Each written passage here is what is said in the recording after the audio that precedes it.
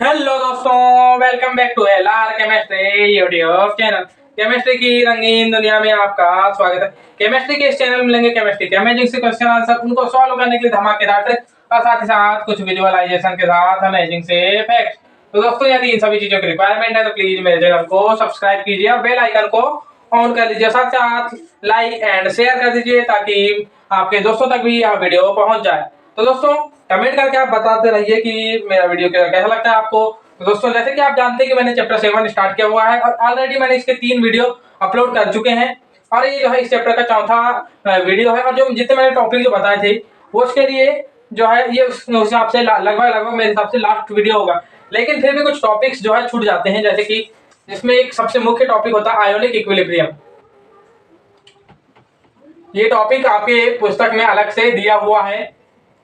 Normally ionic equilibrium जो है ये अलग सा एक चैप्टर अलग होना चाहिए इसका, लेकिन फिर भी जो है इसने जो है इसी में जो है छोटी मोटी जानकारियां इंक्लूड कर दी है, तो मैं इसी में आपको पढ़ा दूंगा आयोनिक इक्विलिब्रियम भी। तो ये बात रही।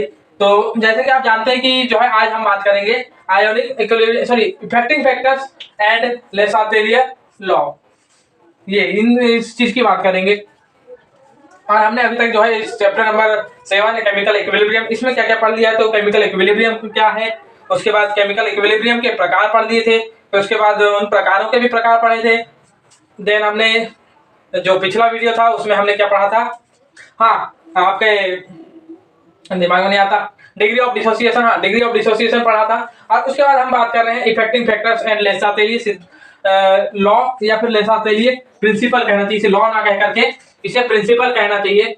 ले चातेलियर प्रिंसिपल मतलब कि एक रासायनिक सामग्री को प्रभावित करने वाले से कारक एंड उनको जो कारक है उन्हीं पर आधारित ले चातेलियर ने अपना एक सिद्धांत दिया था, वो बात है। तो मैं आपको बता दिया दूं कि जो है ना, मैं प्रभावित करने वाले कारक बाद में बताऊंगा, पहले मैं आपको ले चातेलियर सिद्धांत ही पहले बता देता हूं। तो हम बात करते हैं पहले ले चातेलियर सिद्धांत, क्योंकि अकेले जो है इफेक्टिंग फैक्टर्स बताने का उतना ज्यादा मतलब तो बनता नहीं है जब तक कि हम पहले ले चातेलियर सिद्धांत ना पढ़ ले। इसलिए पहले हम ले चातेलियर सिद्धांत पढ़ते हैं और उसके बाद हम बात करेंगे प्रभावित करने वाले कारक, और उसके बाद समय बचता है मिलता है तो हम बात करेंगे आयोनिक इक्विलिब्रियम। लेकिन आपको इसके पहले बता दिया जाए कि इन जो ये आपका केमिकल इक्विलिब्रियम पर आधारित डिग्री ऑफ डिसोसिएशन एक टॉपिक था जिसको मैंने पिछले वीडियो में कंप्लीट किया है, उस पर आधारित एक न्यूमेरिकल बच गया था। उस न्यूमेरिकल को सबसे पहले हम हल करते हैं, तब जाकर के हम इस जो केमिकल इक्विलिब्रियम और इफेक्टिंग फैक्टर्स ले चातेलियर सिद्धांत इन सभी चीजों की बात करेंगे। तो आइए अब हम बात करते हैं आपके एक न्यूमेरिकल की। न्यूमेरिकल है ए गैस से बी और सी बन रहा है।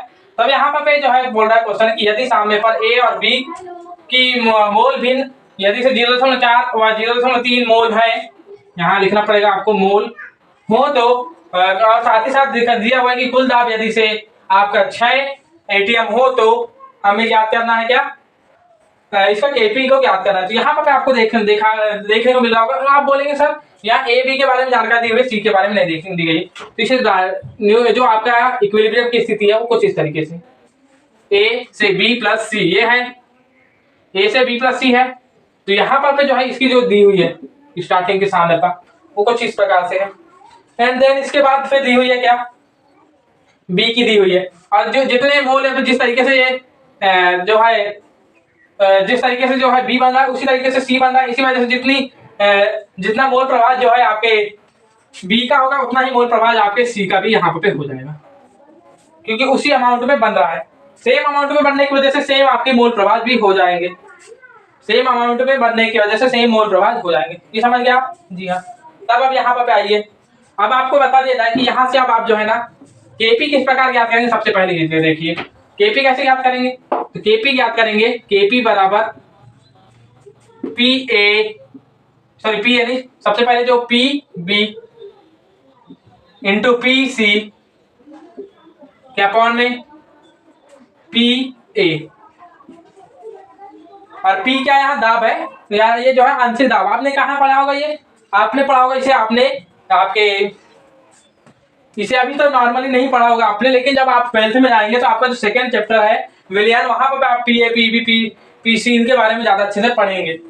तो यहाँ पर बता दिया जाए कि थोड़ा सा बता दूं आपको जो पी ए हुआ, पी ए हो गया, पी बी हो गया, पी सी हो गया, इनके मान कैसे निकालेंगे देखिए आप।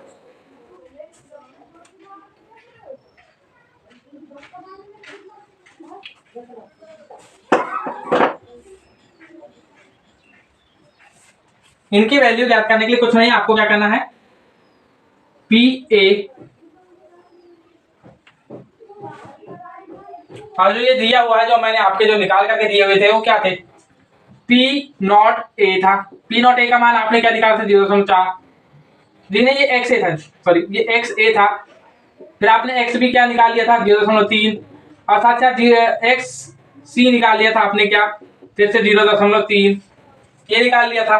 अब यहाँ पी ए कैसे निकालेंगे, तो आपको बता दिया जाए, पी टी मतलब, और यहाँ पे साथ साथ दिया हुआ है पीटी। पीटी का मतलब पी टोटल, मतलब टोटल प्रेशर, और टोटल प्रेशर कितना दिया हुआ है देख सकते हैं आप, 6 एटीएम, 6 एटीएम ये दिया हुआ है। यहां से निकालेंगे पी ए, निकालेंगे कैसे, पीटी इंटू एक्स ए। तो यहां से निकालने जाएंगे तो आपको मिल जाएगा 6 इंटू 0.4 और यहीं से निकल जाएगा 2.4, ये निकल गया। अब यहीं से पी बी निकालेंगे तो P T into X B, और यहां से निकालेंगे तो आपको मिल जाएगा क्या, 6 इंटू 0.3 1.8, और ऐसे ही पी सी निकालेंगे तो पी टी इंटू एक्स सी, जिसकी वैल्यू निकल जाएगी 6 इंटू 0.3 और यहीं से निकल जाएगी 1.8 निकल जाएगी। अब इन्हीं तीनों वैल्यू इनको अब आप जो है केपी ज्ञात करने में रख दीजिए। इन वैल्यू इनको रखे आपने तो आपके क्या क्या वैल्यू मिलेंगे देखिए, केपी बराबर 1.8 इंटू 1.8 के बटे में 2.4 ये हो गया। तो यहां से आ जाएगी ये इस दशमलव से 1 दशमलव गया, और फिर क्या हो जाएगा आपका, डायरेक्ट यहीं पर कर ले तो यहाँ पर हो जाएगा आपका 3, यहाँ 4, फिर से 2 से काटेंगे तो 0.9, तो यहाँ हो जाएगा आपका 2.7/2, और इसे थोड़ा सा हल करेंगे तो आपको मिल जाएगा 1.35 केपी की वैल्यू मिल जाएगी। अब यहाँ पे जो है यदि से आपको निकालना ही है, इसकी इकाई पता करना ही है, तो हो जाएगी मोल लीटर, सॉरी मोल एटीएम हो जाएगी यहाँ पर फिर वैल्यू। तो ये रही आपकी केपी की वैल्यू। तो न्यूमेरिकल में कुछ नहीं था, यहाँ पर ए और बी की जो है आपको मोल भिन्न दिए हुए थे, उसी के सहारे आपने सी की मोल भिन्न निकाल लिए, और मोल भिन्न के सहारे आपने फिर जो पार्शियल प्रेशर होता है, पार्शियल प्रेशर यानी कि आंशिक दाब, इसे आपने निकाल लिया, उस आंशिक दाब से आपने निकाल लिया केपी की वैल्यू। एज सिंपल एज, सिर्फ आंशिक दाब की बात थी। तो ये रही बात इसकी। अब बात करते हैं हम ले सातेलिय सिद्धांत की। ले सातेलिय सिद्धांत, ले चार्टेलियर प्रिंसिपल, तो हम बात करेंगे इसकी। तो यहाँ पे ये प्रिंसिपल में ज्यादा कुछ है नहीं है। इसमें सबसे पहली बात तो जो है सिर्फ इतनी सी बात है, नॉर्मली समझना चाहेंगे तो जिस थाली में खाना उसी थाली में छेद करना वाली बात हो जाएगी। देखिए कैसे, ये मान लीजिए आपका इक्विलिब्रियम कुछ इस तरीके से था। अब आपको मैं बता दूं, मैं आपको एक जो है पाइप के सहारे बताना चाहूंगा। ये आपने 2 बाल्टी ली है, ये 2 बाल्टी ली हुई है, जिसका जो आयतन जो है सेम है, इसका दोनों ही बाल्टियों का आयतन सेम है। यहाँ दिखने में थोड़ी सी छोटी बड़ी दिख रही होंगी आपको, और दोनों में जो है इस तरीके से थोड़ा सा मैं इधर भी कर देता हूँ तो ये हो गए बराबर हो गए, और जो है इनको बराबर हाइट तक भरा हुआ था आपने, नहीं सॉरी चलिए मान लीजिए अभी तक आपने बराबर हाइट में भरा हुआ था, और जिस वजह से यहाँ पे साथ में इन दोनों को बराबर हाइट में आपने इनको पाइप से जोड़ दिया था, बराबर हाइट में, एकदम सेम हाइट में, ये सभी चीजें आपने रखा था। और जो है इस तरीके से आपके जो द्रव भरे हुए थे, 2 द्रव इस तरीके से भरे हुए हैं, आप अपने विजुअलाइज करते हुए चलें इस तरीके से। और इस तरीके से जो है द्रव एक दूसरे की तरफ जा रहा था, और इस स्थिति में जो है द्रव इधर से इधर भी जा रहा था और इधर से इधर भी, मतलब दोनों तरफ जा रहा है। और इस स्थिति में आपको ऐसा लगेगा, नॉर्मली आप जब देखेंगे तो आपको लगेगा कि पानी बह ही नहीं रहा है, दोनों तरफ स्थिर ही पानी लगेगा, पानी स्थिर लगेगा, आपको किसी भी और जाता हुआ समझ में नहीं आएगा। मान लीजिए लेकिन आपने क्या किया, यहां से मान लीजिए उठा करके इतना पानी आपने कम कर दिया। यहाँ पानी आपने किधर कम किया, इधर इस साइड में कम किया, पानी इस साइड में कम किया आपने थोड़ा बहुत, या फिर जो भी, तो चेंजेस आपने इस ओर किए चेंजेस, और कम हो जाने की वजह से जो है इसका जो हाइट है, हाइट कम हो चुकी है। तो सामने में आने के लिए जो है आप वो क्या करेगा, या फिर सामने में आने के लिए कि ये भी अपने पानी को इधर की ओर बहाने लगेगा, इसका पानी इधर की ओर बहने लगेगा, जिससे कि ये जो है इनकी हाइट बराबर फिर से हो जाए और सामने में वापस आ जाए। कुछ समय पश्चात देखेंगे कि जो है आपने कुछ इस तरीके से बनाया हुआ था आपने, तो यहाँ पर भी फिर यहाँ पर भर जाएगा ये दोबारा से, और यहाँ की भी जो है थोड़ी सी लेयर उठ करके हट जाएगी और जो है बराबर फिर से सामने में आ जाएंगे। कुछ समय पश्चात फिर से सामने में आ जाएंगे, जिस ओर कम पानी था उस ओर बढ़ने लग गया था। कुछ इसी तरीके से जो है लेसा तेली ने, या फिर आपने दूसरा काम क्या किया कि जो है इसके उल्टा कर दिया। मान लीजिए आपने यहाँ तक पहले से पानी भरा हुआ था दोनों में इस तरीके से, लेकिन आपने क्या किया, थोड़ा सा पानी और डाल दिया और यहाँ तक भर दिया, इसको यहाँ तक भर दिया। अब इसमें पानी ज्यादा हो गया, इसमें कम हो गया, तो अब क्या होगा, अब यहाँ से पानी इधर की ओर तेजी से बहने लगेगा। पहले तेजी से इधर आ रहा था क्योंकि इसमें कम था, जिसमें कम था उधर की ओर बहने लगेगा, ये बात होगी।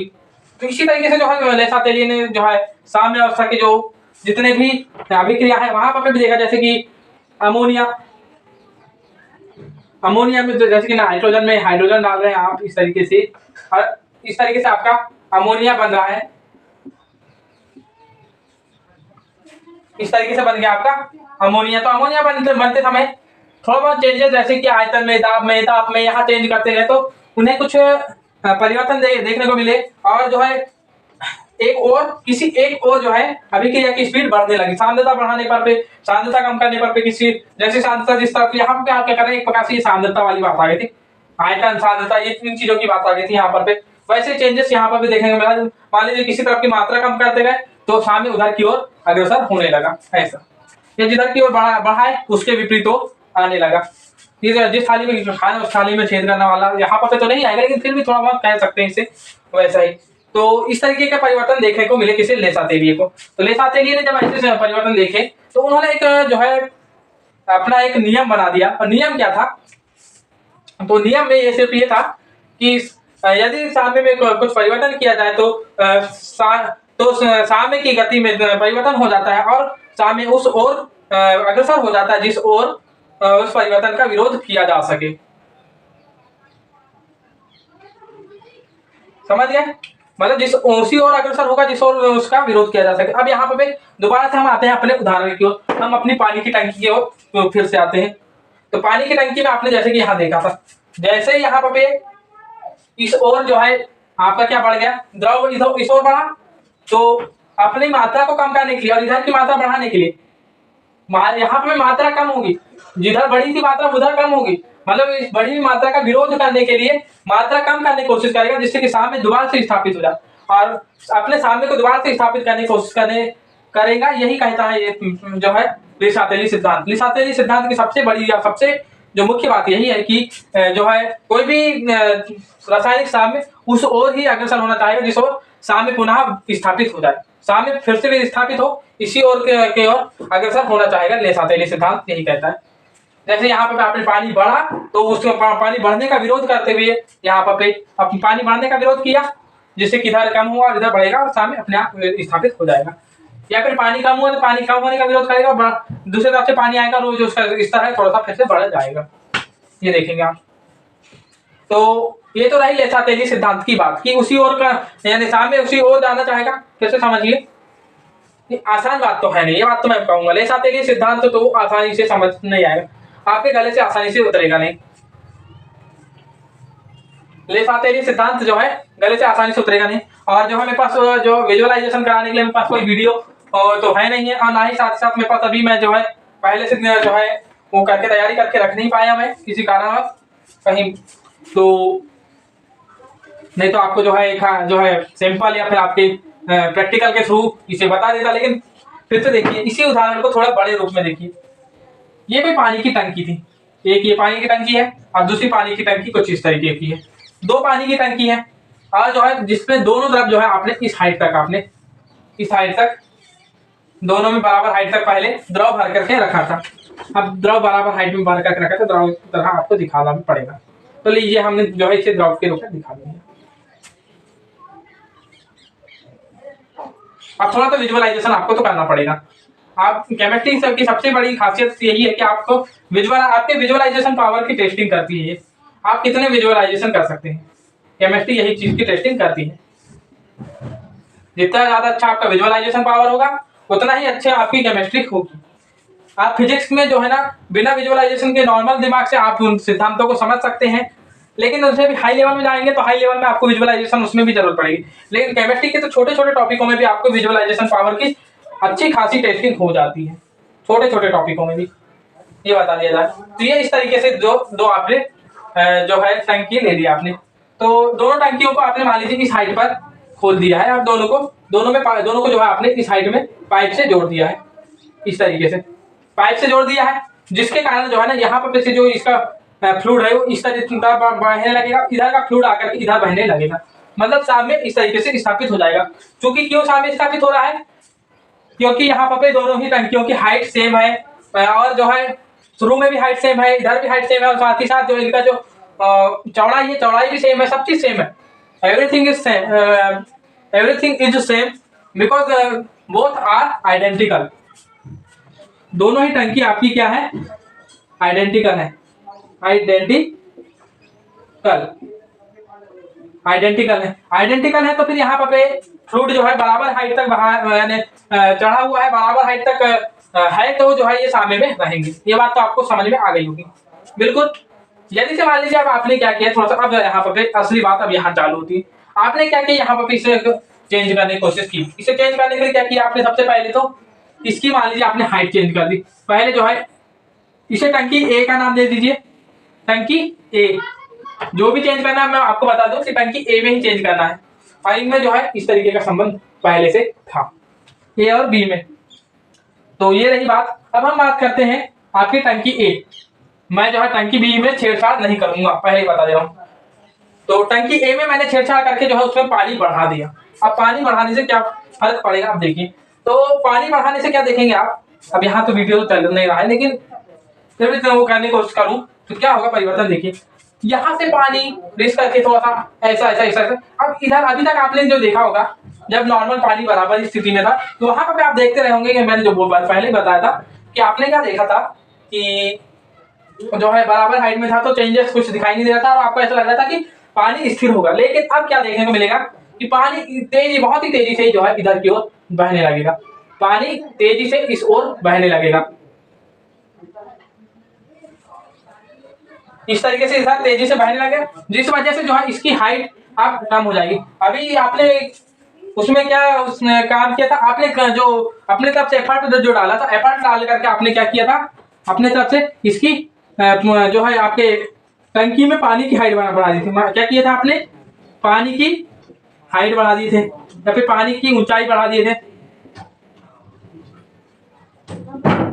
इससे क्या कर दिया था आपने, बढ़ा दिया था। लेकिन अब जो इसका सामने लाभ में वापस आने के क्या करेगा, और अपना एक ही काम वो चाहेगा क्या कि ये अपने पुनः सामने में आ जाए, और सामने में आए, यही इसकी प्राथमिकता होगी। और प्राथमिकता सामने में आने की होगी तो इसकी हाइट जो ये अपनी हाइट घटाने की कोशिश करेगा, और ये अपनी हाइट बढ़ाने की कोशिश करेगा। अब जो है पुरानी हाइट जो दोनों की थी, वो दोनों की हाइट अब पुरानी नहीं रहेगी, ये बात तो तय है। इसकी हाइट बढ़ने की कोशिश करेगी और इसकी हाइट कम होने की कोशिश करेगी, मतलब अपना विरोध कर रहे हैं। जो हमने काम किए उसका विरोध कर रहे हैं, वही बात है। मान लीजिए अब दूसरा एफर्ट आपने क्या किया कि दोनों तरफ जो है ना आपने क्या किया, इस तरीके से टंकी ए में आपने क्या कर दिया, हाइट कम कर दिया आपने। टंकी ए में पानी की हाइट घटा दिए, पानी की हाइट घटा दिए, तो अब क्या होगा, जो आपके टंकी बी से पानी नीचे की ओर जाने लगेगा, और जो इसका जो सामने की दिशा जो है, या फिर पानी की दिशा अभी तक इस ओर थी, अब हम देखेंगे कि अब पानी की दिशा इस ओर हो जाएगी, मतलब पानी की हाइट चेंज होने से ही दिशा चेंज हो गई, और जो है ये बढ़ने की कोशिश करेगा। मतलब हमने जो एफर्ट डाले उसका विरोध हो रहा है, यही बात है ले सिद्धांत की। अब अभी भी नहीं आया होगा समझ में, तो और एक बार आप रिपीट कीजिए। अब मैं इससे ज्यादा तो अब जो है मेरे पास वो नहीं है। तो यहाँ पर वैसे आपने यही चीज देखी, तो अब जो है इसे एक जो है कॉपी या फिर एक थ्योरी के रूप में समझने की कोशिश करते हैं, या फिर शब्दों के रूप में समझने की कोशिश करते हैं। अभी तक हमने इसे एक विजुअलाइजेशन पावर या फिर प्रैक्टिकल रूप में इसे समझने की कोशिश की है। आपको अब जो है बात करेंगे इसकी जो थ्योरेटिकल चीज है उसके बारे में बात करेंगे, यानी इसकी जो परिभाषा है या फिर इसका जो मेन सिद्धांत है, परिभाषा नहीं कहती, इसका जो मेन सिद्धांत है उसे सिद्धांत को लिखने की कोशिश करेंगे। तो आइए हम अब लिखने की कोशिश करते हैं। तो हम बात करेंगे ले सिद्धांत की। इसे किस प्रकार के आपकी कॉपी में लिखना है इसके बारे में बात करेंगे। तो लिखना चालू कीजिए। अब आप इसे जो थ्योरेटिकल रूप में किस प्रकार लिखेंगे, तो लिखिए, यदि किसी साम्य, यहां पर आपको साथ में यहां लिखना पड़ेगा सबसे मेन बात कि इस सिद्धांत, इसके बगैर तो आप जो है सिद्धांत, कोई भी सिद्धांत को ये चार शब्द के बगैर आप शुरू ही नहीं कर सकते। इस सिद्धांत के अनुसार, ये चार शब्द आपको किसी भी सिद्धांत के स्टार्टिंग में लिखने ही होंगे। तो लिखने के बाद आप जो है इस तरीके से, यदि किसी साम्य में परिवर्तन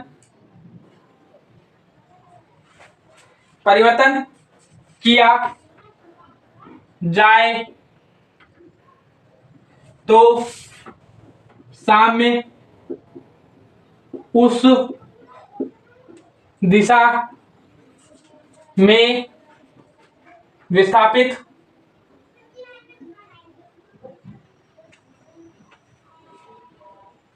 होगा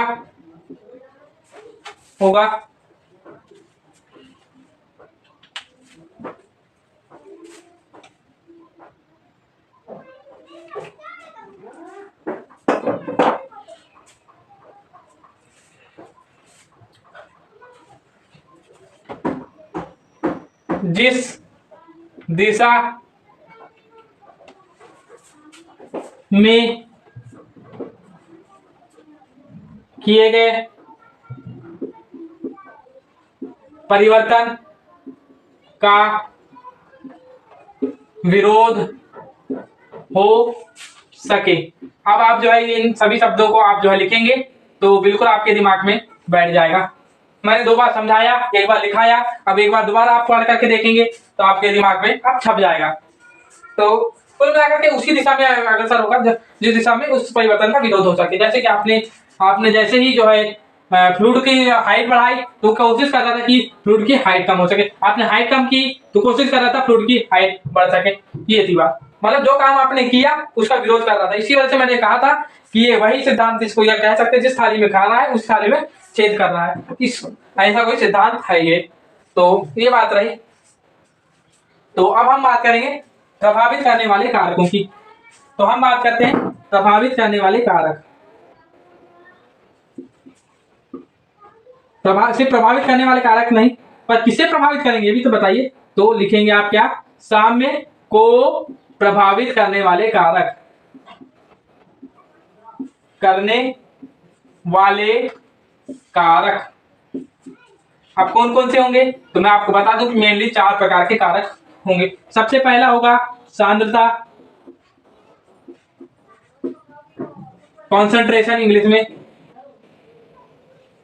अभी आप जो है सिर्फ यहीं पर पे इनके नाम जान लीजिए कौन कौन से कारक जो है प्रभावित करेंगे। तो उसके बाद हम बात करेंगे कैसे कैसे करेंगे। ताप, टेम्परेचर,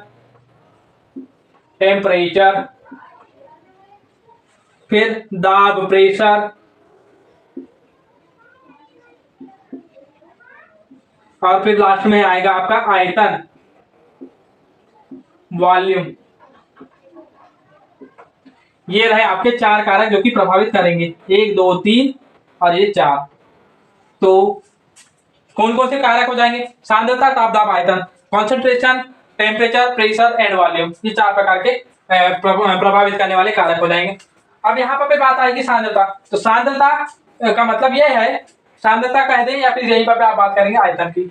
दोनों को मैं एक ही रूप में समझाऊंगा कि यदि से मान लीजिए आपने कोई, जैसे आपने एक अभिक्रिया ली, क्या आपने ली, मैं यही अभिक्रिया बार बार बताता हूं इसलिए जो है थोड़ी सी अभिक्रिया चेंज करता हूं। PCl5 फास्फोरस पेंटाक्लोराइड का विघटन साम्य रूप में हो रहा है, फिर फास्फोरस ट्राइक्लोराइड और क्लोरीन के रूप में। तो यहाँ पर मान लीजिए आपने क्लोरीन के अणु के मान लीजिए आपने एक्स्ट्रा डाल दी, साम्य स्थापित होने के बाद आपने क्लोरीन एक्स्ट्रा डाल दिया मान लीजिए। तो क्लोरीन एक्स्ट्रा डालने की वजह से क्या होगा, क्लोरीन तो आपका उत्पाद के साइड में है, तो अभिक्रिया इसको कम करने की कोशिश करेगी। तो अभिक्रिया इसको कम करने की कोशिश करेगी, मतलब इसको बढ़ाने की कोशिश करेगी, तो अभिक्रिया आपकी इधर की ओर बढ़ जाएगी। मतलब जैसे आपने क्लोरीन डाला या फास्फोरस ट्राइक्लोराइड डाल दिया, PCl3 डाला, तो आपको अभिक्रिया इस ओर ज्यादा देखने को मिलेगी, इस ओर स्पीड बढ़ जाएगी। और एक बार फिर से सामने आ गया तो फिर जो है आपको क्या मिल जाएगा देखने को, सामने दोबारा से प्राप्त हो जाएगा। फिर ऐसे मान लीजिए फास्फोरस पेंटाक्लोराइड यानी PCl5 की आपने मात्रा बढ़ा दी है या फिर उससे ज्यादा डाल दिया, तो आपके अभिक्रिया इस ओर ज्यादा देखने को मिलेगी। बस बात इतनी सी। वैसे आयतन, आयतन भी वैसे ही कि आयतन मान लीजिए मात्रा उतनी ही है, लेकिन आपने मान लीजिए आयतन बढ़ा दिया तो जिससे क्या होगा आपका कॉन्सेंट्रेशन। अब यही इसी के साथ क्या होगा, जैसे आयतन बढ़ाया आपने तो कॉन्सेंट्रेशन हो जाएगा क्या, कम। आयतन बढ़ाने से कॉन्सेंट्रेशन होगा कम। मान लीजिए इस ओर का आयतन बढ़ा दिया तो अभिक्रिया इस ओर ही अग्रसर होने को देखेगी, मतलब जिधर का आयतन आप बढ़ाएंगे अभिक्रिया उधर ही जाने की कोशिश करेगी। ये तो रही काय की बात आपके, सॉरी इसकी आयतन की बात और ले-सातेलिए का सिद्धांत। यहाँ पर आप स्पष्ट देख रहे हैं ले-सातेलिए का सिद्धांत लगता जा रहा है, लगता जा रहा है। ये तो बात रही। अब यहाँ पे बात आएगी आपके प्रेशर की। प्रेशर अगर मान लीजिए नॉर्मल है, जैसे कि यहाँ पे अगर मान लीजिए नॉर्मल यहाँ पे अभिक्रिया इस तरीके से दी हुई है जिसमें कि इधर कितने मोल है, एक ही मोल है अभिकारक के, और यहाँ पर 1 + 1 = 2 मोल है। तो ऐसी स्थिति में मान लीजिए आपने दाब बढ़ाया तो यहाँ पे कोई दूसरा दिमाग ना लगाएंगे, सिर्फ और सिर्फ इतना सा देखेंगे कि जिस और मोलों की संख्या ज्यादा होगी उसके विपरीत ओर अभिक्रिया जाने की कोशिश करेगी। मान लीजिए मोल इधर ज्यादा है तो आपकी अभिक्रिया इधर आएगी, अभिक्रिया इधर आएगी। यदि से आपने ये वाली अभिक्रिया लिए नाइट्रोजन और हाइड्रोजन को मिलाकर के आपने क्या बनाया, अमोनिया बनाया इस तरीके से, तो यहाँ पे इधर 2 ही है और इधर बल्कि 4 हो गए, यहाँ 2 है यहाँ 4 है, तो आपकी अभिक्रिया इस ओर ऐसी ना होकर के आपकी जैसी दाब बढ़ाए तो अभिक्रिया ऐसी हो जाएगी, अभिक्रिया उत्पाद की ओर बढ़ जाएगी। इधर अभिकारक की ओर बढ़ रही थी, इधर उत्पाद की ओर बढ़ेगी। मतलब मोलों की संख्या जिधर कम, मोलों की संख्या जिधर कम, दाब बढ़ाने पर पे अभिक्रिया उधर उस ओर अग्रसर हो जाएगी। यहाँ पर मैं जो है सांद्रता और आयतन का बता चुका हूँ, अब दाब का बता रहा हूँ। दाब में क्या होगा, जिस ओर मोलों की संख्या कम है अभिक्रिया उधर की ओर जाने की कोशिश करेगी। अब मान लीजिए आपके दिमाग में आएगा, कुछ क्वेश्चन आएंगे, जैसे कि आपके 1-2 उदाहरण दे रहा हूं। जैसे कि आपने H2 और इसमें I2 डाल दिया जिससे कि सामने स्थापित हुआ 2HI, तो यहाँ पर भी जो है 1 + 1 = 2 मोल है और यहाँ भी 2 मोल है, 2-2 मोल है मतलब समान मोल है। तब यहाँ पर जो है आपका ये आपने अभी जो है 5वें चैप्टर में एक संबंध पढ़ा होगा प्रेशर और वॉल्यूम में, तो इस संबंध के सहारे क्या होगा, पहली बात तो यहाँ पर बता दूं, यदि इनका आयतन सेम है, मान लीजिए आयतन सेम है तब सामने बना रहेगा। आयतन सेम होने पर आयतन व मोलों की संख्या समान होने पर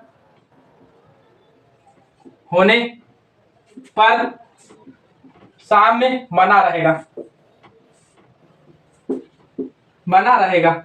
मान लीजिए यहाँ पर इस तरीके से कुछ रहता है और आपको पहले से पता है कि आयतन सेम है, तब यहाँ सामने तो बना रहेगा। यहाँ पर आपने अगर प्रेशर बढ़ाया, प्रेशर का मतलब यहाँ पर दूसरे शब्दों में देखें तो दाब का कोई प्रभाव नहीं होगा। दाब परिवर्तन, सो दाब नहीं लिखेंगे, इसे लिखेंगे आप दाब परिवर्तन का कोई प्रभाव नहीं होगा। दाब का इतना ही बदल दीजिए, दाब परिवर्तन का कोई प्रभाव ही नहीं होगा। यदि से आयतन अलग अलग, सॉरी आयतन सेम है तो आयतन और मोलों की संख्या दोनों ही चीजें सेम है तो आपका यहाँ पर कोई भी प्रभाव नहीं पड़ेगा काय का, दाब परिवर्तन का। लेकिन यदि से मान लीजिए आयतन अलग अलग है, मान लीजिए आपने आयतन चेंज किया, पहले आयतन कुछ और था लेकिन फिर बाद में आपने आयतन बढ़ाया यानी बदल दिया, इस स्थिति में क्या हो जाएगा कि जिधर का आयतन कम होगा, जिधर का आयतन कम होगा अभिक्रिया उसके विपरीत हो, या फिर जिधर का आयतन ज्यादा होगा अभिक्रिया उस ओर जाने की कोशिश करेगी। और ऐसी स्थिति में क्या होगा, नॉर्मली देखा जाए तो कि दाब बढ़ाने पर पे आयतन जो है ना, आयतन दाब बढ़ाने पर पे कम होगा, और मान लीजिए यहाँ जिस ओर कम होगा अभिक्रिया उसके विपरीत ओर जाने की कोशिश करेगी, सॉरी उस ओर आने की कोशिश करेगी। दिमाग में कुछ कुछ चलता, जैसे ही दाब बढ़ाया आपने, जिस ओर आयतन कम होगा तो क्या होगा, कॉन्सेंट्रेशन बढ़ेगा, और कॉन्सेंट्रेशन बढ़ने के बाद अभिक्रिया उसके विपरीत ओर जाने की कोशिश करेगी। ये बात तो आप खुद समझते हैं, ये बात रही। अब इसके बाद बारी आती है आपके सबसे मेन टेम्परेचर। ताप के बारे में अभी तक बताया नहीं, तो यहाँ ताप के बारे में थोड़ा बहुत बता दूं, फिर वन हाफ यहाँ पे ताप के बारे में बताने से पहले बता दूं कि यहाँ जो है वन हाफ समीकरण के बारे में थोड़ी सी जानकारी होती है, और यहाँ पर ताप में सिर्फ और सिर्फ ताप का सिंगल प्रभाव नहीं पड़ता, यहाँ अभिक्रियाओं के आधार पर 2 प्रकार से प्रभाव पड़ता है ताप का। तो हम बात करते हैं ताप के प्रभाव की नेक्स्ट स्लाइड में। जिस दिन मैं आज वीडियो बना रहा हूँ, मोदी जी का बर्थडे है, हैप्पी बर्थडे मोदी जी मेरी तरफ से। तो दोस्तों अब हम बात करते हैं, हमने बर्थडे विश कर दिया है, अब बात करेंगे हम वीडियो में वापस आते हैं। तो ताप का प्रभाव अब मैंने बता दिया है कि 2 प्रकार की, अब जो कि नॉर्मली मैंने बताया था, और जो है आपकी उष्मागतिकी में बताया था 2 प्रकार की अभिक्रियाएं होती हैं। अभिक्रियाएं दो प्रकार की कौन कौन सी होंगी, एक होगी एक्सोथर्मिक और एक होगी एंडोथर्मिक। मतलब कि एक होगी उष्माशोषी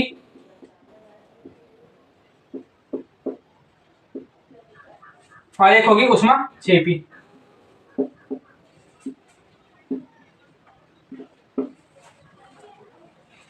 दो प्रकार की अभिक्रिया होंगी। तो क्या होगा, और यहाँ पे जो है, अब यहाँ जो है मैं बता दूं आपको कि यहाँ जो ताप का प्रभाव है, ताप का प्रभाव किस प्रकार देखने को मिलेगा। तो इसे समझने के लिए आपको वन हाफ इक्वेशन को समझना होगा। वन हाफ इक्वेशन इसे समझना होगा आपको। तो यहाँ इसे समझने के लिए देखिए, इसका इक्वेशन जो कि होता है log K2/K1, इसके बाद होगा delta H by 2.303 R 1/T1 minus 1/T2, as simple as. तो ये रहा आपका वन हाफ इक्वेशन। तो यहां बता दूं कि उष्माशोषी के लिए मैंने बताया हुआ है डेल्टा H जो है ना पॉजिटिव होता है, बताया हुआ है मैंने। और यहाँ पे उष्माक्षेपी के लिए डेल्टा H नेगेटिव होता है, ये मैंने बताया हुआ है। उष्माशोषी के लिए पॉजिटिव और उष्माक्षेपी के लिए नेगेटिव। उष्माशोषी के लिए पॉजिटिव, उष्माक्षेपी के लिए नेगेटिव। जब ऐसे मान लीजिए यहाँ पे अगर से डेल्टा H पॉजिटिव होता है और यहाँ टेम्परेचर परिवर्तन किस प्रकार होगा, मान लीजिए टेम्परेचर परिवर्तन इस प्रकार हो रहा है कि हमेशा दोनों स्थिति में T2 is greater than T1, T2 is greater than T1, जब हालत यही है। हाँ मैं ये तो T2 is greater than T1, यानी कि यहाँ परिवर्तन इस प्रकार है कि हम ताप बढ़ा रहे हैं, ताप बढ़ाने वाली बात करें दोनों स्थिति में। तो मान लीजिए अभिक्रिया आपकी उष्माशोषी है, अभिक्रिया उष्माशोषी है, डेल्टा H पॉजिटिव है, डेल्टा H पॉजिटिव है T2, ये जो T2 की वैल्यू कम है तो इसकी पूरे की वैल्यू, सॉरी T2 की वैल्यू ज्यादा है तो इससे पूरे की वैल्यू कम होगी। और इस स्थिति में जो है डेल्टा H पॉजिटिव था तो log K1/K2 भी जो है आपका पॉजिटिव हो जाएगा। और पॉजिटिव हुआ तो इसके मतलब ये हो जाएगा आपका कि K1 is less than K2, K1 is less than K2, मतलब K1 is less than K2 का मतलब क्या है कि साम्य स्थिरांक जो है आपके उत्पाद वाले का, साम्य स्थिरांक उत्पाद वाले का कम है और जो है आपके जो अभिकारक वाले का ज्यादा है। मतलब अभिक्रिया मान लो कुछ इस तरीके से थी, A से B बन रहा था, जहां पर भी ये जो है आपका K2 था, सॉरी ये हो गया आपका K1 और ये हो गया K2, K1 और K2 था। और जबकि यहाँ K1 और K2 इस तरीके से है बिल्कुल। तो यहाँ पर हम क्या देख रहे हैं कि आपकी जो उत्पाद से, मतलब यहाँ पे आपका K2 ज्यादा है, मतलब आपकी जो है K2 ज्यादा है और K1 कम है। अब इस स्थिति में क्या हो जाएगा, K2 ज्यादा है K1 कम है, तो क्या होगा आपका जो है उत्पाद ज्यादा, यानी यहाँ पर इसका अर्थ यह है कि उत्पाद नहीं, अभिकारक ज्यादा बन रहा है,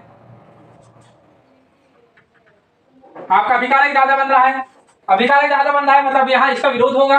अभिकारक ज्यादा बन रहा है इसका मतलब इसका विरोध होगा, तो विरोध होने की वजह से क्या बनेगा, अब यहाँ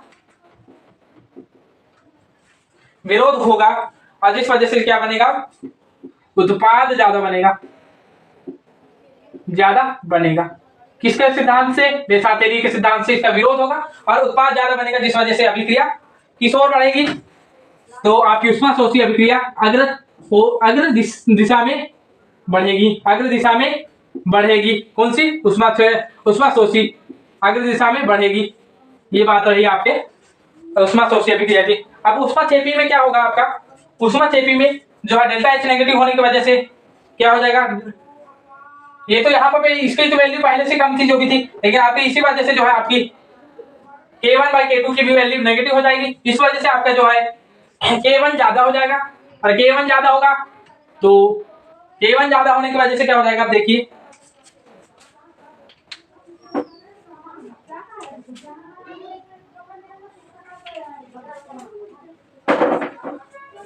आप जो है इसे थोड़ा सा धीमे से देखें, आप या फिर बार-बार देखें, इसमें स्पीड चल रहा है तो, लेकिन अब मेरे पास थोड़ा टाइम कम है, इस वजह से मैं जल्दी बता देता हूँ। तो जैसे K1 की वैल्यू ज्यादा होगी तो उत्पाद ज्यादा बनेगा, उत्पाद ज्यादा बनेगा, और इसका विरोध होगा तो अभिकारक ज्यादा बनेगा। विरोध होने के कारण अभिकारक ज्यादा बनेगा, और जैसे अभिकारक ज्यादा बनेगा तो अभिक्रिया जो है पश्च दिशा में बढ़ेगी। तो दोस्तों ये रही पूरे जो प्रभावित करने वाले कारक उन पर आधारित वीडियो। अब हम कल से बात करेंगे आयोनिक इक्विलिब्रियम की कल से हम बात करेंगे। तो कल से वीडियो देखना ना भूलें आयोनिक इक्विलिब्रियम की। तो कल का मतलब अगला वीडियो। तो दोस्तों इसी के साथ इस वीडियो को देखने के लिए धन्यवाद। जय हिंद, जय श्री राम।